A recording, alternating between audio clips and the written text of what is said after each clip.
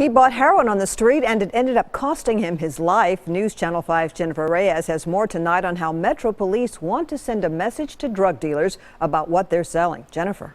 And Vicki, heroin is becoming an epidemic here in this city, and if it ends up killing someone, the drug dealers will be held accountable and spend the rest of their lives in jail as murderers.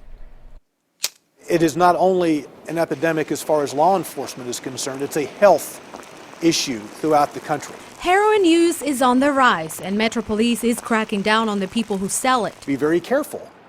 You never know where that heroin originated from or what it might be mixed with. That warning came too late for James Roy Richardson Jr., who bought heroin laced with fentanyl, a drug 100 times more powerful than morphine. Police found his body inside a home on Fern Avenue. His friends told officers the two did heroin together.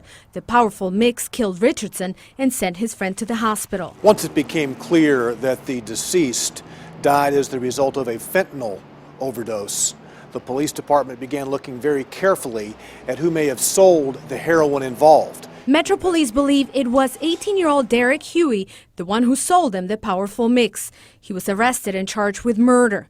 Police say this will be the first time they prosecute an alleged drug dealer for the death of one of his customers, but it likely won't be the last. If the heroin is killing people, the police department is going to do everything it can to identify the source of that heroin and hold the dealer accountable. Legal analyst Nick Leonardo says proving the exact cause of death might be challenging. Was it the drugs that were allegedly sold by this individual, or was it some other drug they ingested prior to receiving that drug or after having received that drug? But that's not to say it can't be done. The DA office is willing to take its chances if it means making dealers accountable for what they're selling. Heroin has become the police department's #1 priority as far as drug interdiction is concerned.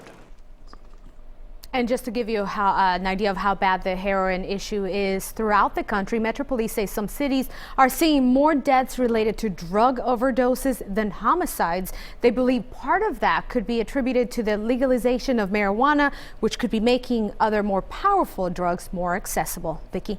Thanks, Jennifer.